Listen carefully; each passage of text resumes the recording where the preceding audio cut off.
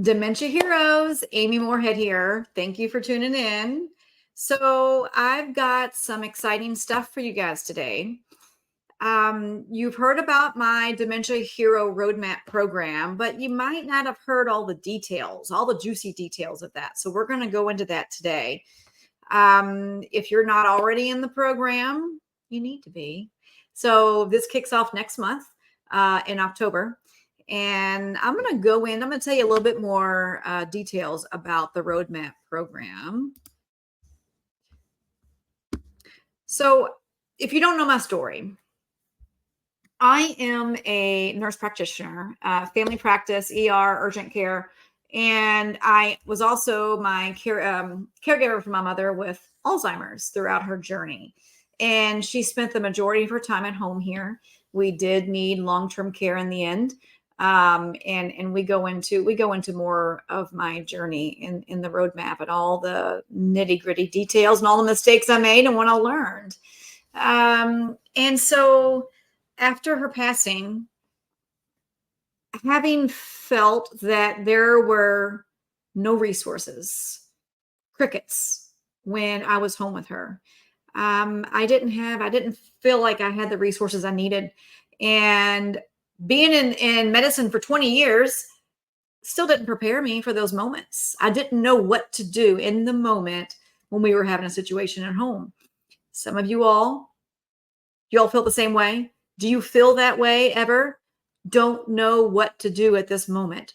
Someone help me, but there was no one there. So that's where I come in. So after her passing, I vowed that no caregiver should ever feel the same way, alone, with no resources. So I developed the roadmap to make things easier for you, to tell you what I learned along the way. In the roadmap, so what we do is we meet weekly for 9 weeks, and they're coaching sessions. And I will delve into the topic of the day. We're going to do a deep dive into these topics and talk about how this can change your caregiving routine right now. Immediate action. Once you learn these things, you can take immediate action. It can change your caregiving and change your happiness as a caregiver, and their happiness as well as the one receiving care. We have a private Facebook group. It's different than the Dementia Hero community that you might already be a part of now. This is just for those that are in the roadmap. And you have 12 months access to all the recorded calls. So you can go back and watch all that vital information, all those details of what did she say I should do at this moment. You have 12 months access to this Facebook group for the roadmap, all the expert interviews. Perk up your ears. I've got experts coming to delve into and do a deep dive into their topics as it relates to dementia and your caregiving at home, and all the other resources, as well as 3 one-on-one coaching sessions with me. So we can take a dive into what are the specific issues you're dealing with right now. And I'll try to give you the best advice to get you through these moments. With the roadmap, there's 9 pillars to the roadmap. And we're going to go through all of those. The first 3 deal with mindfulness, and why mindfulness is important with caregiving helps you to let go of the identity of who they were before. And we talk about ways to celebrate their identity and to release it and to let go of their prior identity. Let go of your fear of not knowing enough, your fear of an unknown future, and learn to accept their diagnosis, accept that there's going to be changes, accept that this is terminal and it's progressive and it's going to get worse. Accepting it so you're not stuck into this grief cycle every single time you see a decline. You know it's coming. You expect it. And then you're prepared because you know what to do now. And then how to maintain your sanity throughout all this. Caregiving is not easy. It is not for the faint at heart. This is grueling.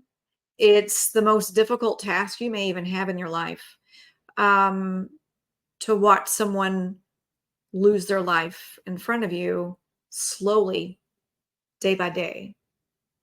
Pieces of them missing each day or each week. Um, we talk about how to maintain your mind while they're losing theirs. Um, we go into gym states, and gym states are a way to stage where they are in dementia.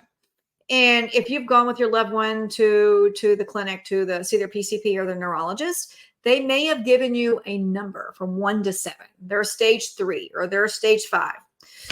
Well, let me tell you, that's the global deterioration scale. You heard it, deterioration scale. So, and it's based on skills they've lost. That's what it's based on, completely what skills they've lost, how bad their decline has gotten at that point. So Teepa Snow, with Positive Approach to Care, has developed gym states. And what gym states are in comparison to global deterioration scale is what skills are retained? What can they still do at that gym state? How can I interact with them? How can I tap into them and allow them to blossom? How do we do that? That's what we do in gym states when we learn about all the different states. And we're going to go through all that in the program. We're going to learn hand under hand, which is a way that you're going to help your loved one do their ADLs with them. You're not going to do them for them or to them, but you're going to help them complete their ADLs at all these states. I'll teach you how to do that. Positive physical approach, how to have a non-confrontational approach to them. There are these minute changes of ways that you interact with your loved one, the way that you approach them, the way that you reach your hand out and touch them. There are ways to really put their mind at ease and to prevent these interactions that can be combustible. So your loved one may overreact to something, and it may be that they felt threatened by your approach. We learn the gentler way to approach them, but very effective. And then we go into all the creativity, which is so fun. And we learn how to connect with them. So improv is so important with dementia caregiving because you're living with someone with a different reality than you. Their reality may be different. And learning to take the reality given to you and adding to it. The way you phrase things. We're going to dive deep into improv, which is really fun, actually. Creative storytelling. Your loved one can become a storyteller, and it doesn't have to depend on their memory.